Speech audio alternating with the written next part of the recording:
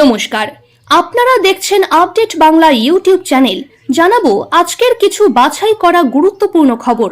প্রথমেই দেখে নেব আজকের হেডলাইন্স। সঞ্জয়ের ফাঁসি চাওয়ার অধিকার নেই রাজ্যের, সাফ বলল হাইকোর্ট। জামিন পেয়েও স্বস্তি নেই কেস্টোর, চিন্তায় ফেলল ইডি, বাজেয়াপ্ত 26 কোটির সম্পত্তি। কেন্দ্রের বাজেট বাংলা বিরোধী, সংসদে তীব্র আক্রমণ অভিষেক বন্দ্যোপাধ্যায়ের। নেতৃত্ব সংকটে নাজেহাল রাজ্য বিজেপি, ফের দিলীপ ফেরানোর ডাক আদি কর্মীদের। বঙ্গবন্ধুর বাড়িতে হামলা চালিয়েছে আসলে কারা, ইউনূসের মন্তব্যে অবাক বাংলাদেশেরই মানুষ। নিজের ইচ্ছে পূরণ করতে বাম দলে থাকার দরকার নেই নাকি আভাসকে নিশানা বংশগোপালের। অবশেষে হাফ ছাড়লেন সন্দীপ ঘোষ, সতর্ক করলেন বিচারপতি বাগচি। মুর্শিদাবাদ থেকে ফের বাংলাদেশি অনুপ্রবেশকারী গ্রেফতার, জলঙ্গিতে 7 জনকে ধরল বিএসএফ। এবারে আসছে বিস্তারিত খবরে। আরজিকর মামলায় ধাক্কা রাজ্যের, সিবিআই তদন্ত করছে। রাজ্যের আবেদন এই মুহূর্তে গ্রহণযোগ্য নয়, সাফ বলে দিল কলকাতা হাইকোর্ট। প্রসঙ্গত, শিয়ালদহ কোর্ট সঞ্জয় রায়ের আমৃত্যু কারাবাসের সাজা শোনালেও তা নিয়ে চাপানোতর কম নয়। শুরু থেকেই ফাঁসির দাবিতে সরব ছিল রাজ্য। শিয়ালদহ কোর্টের রায়ের পরেই খোদ মুখ্যমন্ত্রী জানিয়ে দিয়েছিলেন ফাঁসির দাবি করতে উচ্চ আদালতে যাচ্ছে। শেষ পর্যন্ত দেখা যায় সিবিআই ও রাজ্য পৃথকভাবে হাইকোর্টে ফাঁসির আবেদন করে। কিন্তু রাজ্যের এই মামলা করার এখতিয়ার আছে কিনা তা নিয়ে উঠেছিল প্রশ্ন। কিন্তু এদিন বিচারপতি দেবাংশু বসাকের ডিভিশন বেঞ্চ স্পষ্ট জানিয়ে দিল ফাঁসি চেয়ে মামলা করার অধিকার রাজ্যের নেই। সিবিআই এর দাবি ছিল একসময় এই কেসের তদন্ত কলকাতা পুলিশ করেছিল, কিন্তু পরবর্তীতে কলকাতা পুলিশের হাত থেকে তদন্ত ভার চলে যায় সিবিআই এর হাতে। কিন্তু তাহলে কিসের ভিত্তিতে, কিসের দাবি রাজ্য সঞ্জয়ের ফাঁসির আবেদন করতে পারে? এই বক্তব্যই কোর্টের কাছে তুলে ধরেছিলেন সিবিআই এর আইনজীবী। যদিও রাজ্যের যুক্তি ছিল যেহেতু সর্বোচ্চ সাজার বাস্তবায়ন রাজ্য সরকার করতে পারে, রাজ্য সরকারের হাতে আইন শৃঙ্খলা আছে, তাই তারা এই আবেদন করতেই পারে। রাজ্যের আইনজীবীর তরফে সুপ্রিম কোর্টের একাধিক রায়ের কথা তুলে ধরা হয়। কেন রাজ্য সরকার এমনটা করতে পারে তা জোরালোভাবে বলা হয়। যদিও এদিনের শুনানিতে বিচারপতি মোহাম্মদ সাব্বার রশিদি স্পষ্টতই বলেন এই মামলায় সর্বোচ্চ সাজা চাইতে পারবে না রাজ্য সরকার। শুরু থেকেই সিবিআই এই মামলার সঙ্গে যুক্ত ছিল, তারাই তদন্ত করছিল, তাই আপাতত সর্বোচ্চ সাজা চাওয়ার কোনো এখতিয়ার নেই রাজ্য সরকারের। পরবর্তী সময় কারা সর্বোচ্চ সাজার দাবিতে উচ্চ আদালতে আসতে পারে তাও পরিষ্কার করে দেওয়া হয় আদালতের তরফে। অন্যদিকে এদিনই আবার আরজিকর মামলার পুনর্তদন্তের দাবিতে দ্রুত শুনানির যে আর্জি তিলোত্তমার পরিবারের তরফে করা হয়েছিল তা সুপ্রিম কোর্টে খারিজ হয়ে যায়।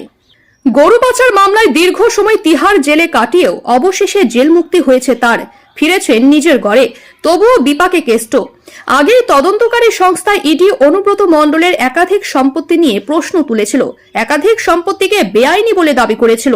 এবার অনুব্রতর প্রায় 26 কোটি টাকার সম্পত্তি বাজেয়াপ্ত করল এনফোর্সমেন্ট ডিরেক্টরেট।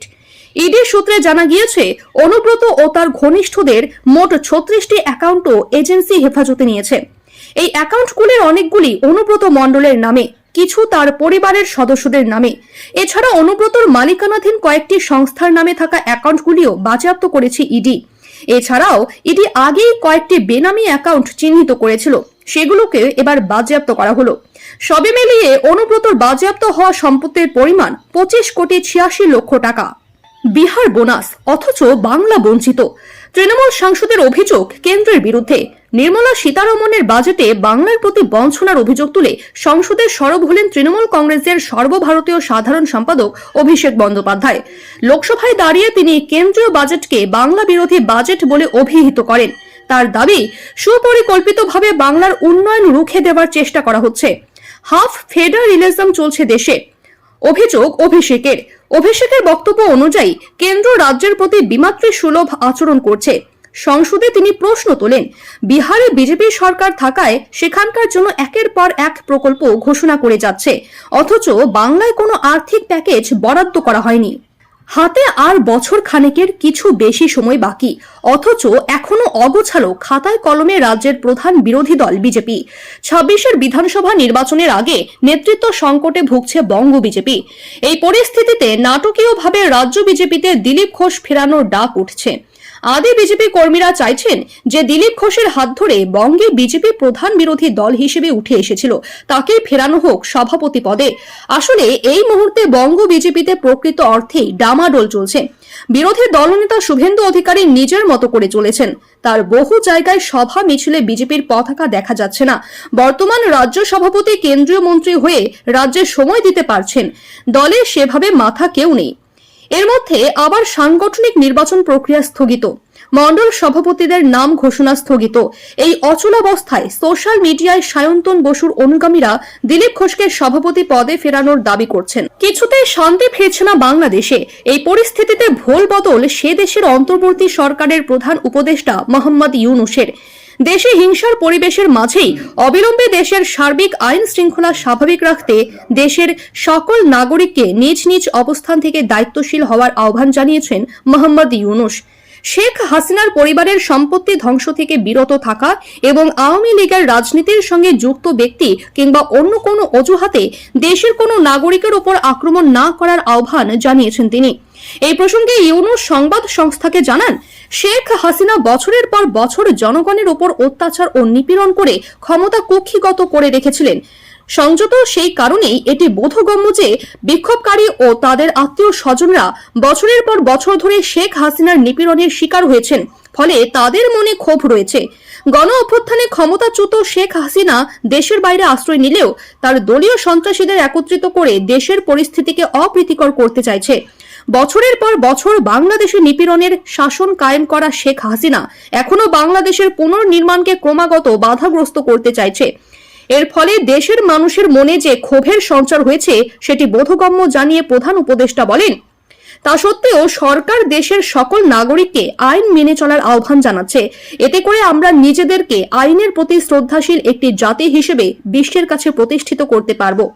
ফ্যাসিবাদের শাসনের অধীনে পুরনো বাংলাদেশ থেকে আমরা যে নতুন বাংলাদেশ গড়ে তুলতে একসঙ্গে কাজ করছি, আইন মেনে চলার মধ্য দিয়েই সেটি আলাদা হবে। আসুন আমরা দেশের মানুষদের নিরাপত্তা এবং স্থিতিশীলতার অনুভূতি ক্ষুণ্ণ না করি, আইনের প্রতি যেন যে কোনো অবজ্ঞা নাগরিকদের জীবন ও সম্পত্তির জন্য হুমকি স্বরূপ, বলেন ইউনূস।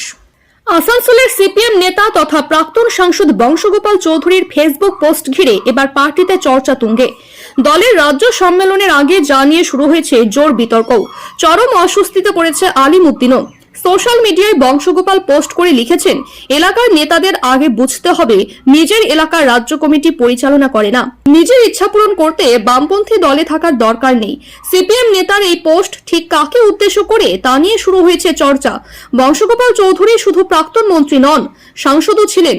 পার্টির মধ্যে চর্চা, প্রাক্তন সংসদের নিশানায় কি সিপিএম এর যুবনেত্রী মীনাক্ষী মুখোপাধ্যায় নাকি বর্ধমানেরই আরেক নেতা আভাস রায় চৌধুরী?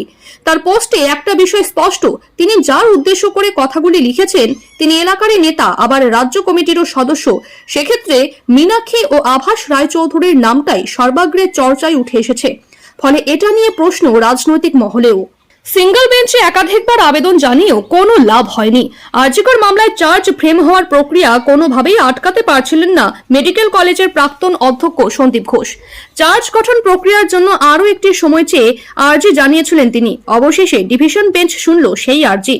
কিছুটা স্বস্তি পেলেন আর্থিক দুর্নীতি মামলার অভিযুক্ত সন্দীপ। আরজিকরের আর্থিক দুর্নীতি সংক্রান্ত মামলায় অভিযুক্ত সন্দীপ ঘোষ সহ বাকিদের চার্জ ফ্রেমের জন্য আরও কিছুটা সময় বাড়ালো কলকাতা হাইকোর্ট। তবে ট্রায়াল যাতে ক্ষতিগ্রস্ত না হয়, বিচার প্রক্রিয়া যাতে সুদীর্ঘ না হয় তা দেখবে আদালত। শুক্রবার হাইকোর্টের বিচারপতি জয়মাল্য বাগচির ডিভিশন বেঞ্চ এই নির্দেশ দিয়েছে। সন্দীপ ঘোষদের যুক্তি ছিল, 20,000 পাতার চার্জশিট পড়ার জন্য একটু সময় দরকার, তাই আপাতত চার্জ গঠন করা যাবে না। বিচারপতি তীর্থঙ্কর ঘোষের সিঙ্গল বেঞ্চ সেই যুক্তি মানতে চায়নি। এরপরে ডিভিশন বেঞ্চের দ্বারস্থ হন সন্দীপ ঘোষরা। এদিন ডিভিশন বেঞ্চ নির্দেশ দিয়েছে, অভিযুক্তদের আইনজীবীরা নিজাম প্যালেসের সিবিআই দফতরে যাবেন, সেখানে নথি দেখবেন তারা। নথি পেতে কোনো সমস্যা হলে তা জানাতে হবে। সেক্ষেত্রে কতদিন পর কপি দেওয়া যাবে সেটাও জানতে হবে। সেই কাজে কতটা অগ্রগতি হয়েছে সেটা জানাতে হবে আগামী সোমবার। ট্রায়াল কোর্টে সেই বিষয়ে রিপোর্ট দিতে হবে বলে নির্দেশ হাইকোর্টের। আগামী মঙ্গলবার ফের মামলা শুনবে কলকাতা হাইকোর্ট। তবে সময় দিলেও বিচারপতি জয়মাল্য বাগচি সতর্ক করেছেন যাতে কোনো কৌশলে ট্রায়ালে দেরি না হয়। অভিযুক্তদের আইনজীবীকে একথা বলেছেন বিচারপতি বাগচি। ফের রাজ্যের সীমান্ত এলাকা থেকে গ্রেফতার হলো একাধিক বাংলাদেশি নাগরিক। মুর্শিদাবাদের জলঙ্গি থেকে 7 জনকে গ্রেফতার করেছে বিএসএফ। তাদের জেরা করে যে তথ্য মিলেছে তা মারাত্মক। বিএসএফ জানতে পেরেছে ইতিমধ্যেই ভারতে অনুপ্রবেশ করে আধার ও ভোটার কার্ড বানিয়ে ফেলেছে তারা।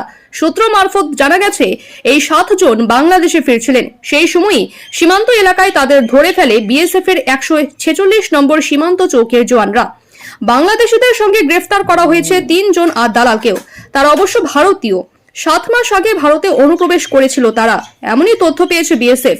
এরপরই তাদের সকলকে জলঙ্গি থানার হাতে তুলে দেওয়া হয়েছে। পুলিশ সূত্রে খবর, ভারতে ঢোকার পর কয়েকদিনের মধ্যে এরা জাল ভোটার এবং আধার কার্ড বানিয়েছিল। তারপর কেরলে গেছিল কাজের খোঁজে। সেখানেই বেশ কয়েক মাস কাটিয়ে জলঙ্গি হয়ে বাংলাদেশ ফিরছিল তারা। কেরলে কোথায় কাজ করছিল তারা, জাল নথি কাদের সাহায্যে বানানো, আরো কারা এদের সঙ্গে জড়িত তা জানার চেষ্টায় পুলিশ। প্রিয় দর্শক, নিয়মিত সঠিক খবরগুলি সঠিক টাইমে পেতে সাবস্ক্রাইব করুন আপডেট বাংলা চ্যানেলটিকে। ধন্যবাদ।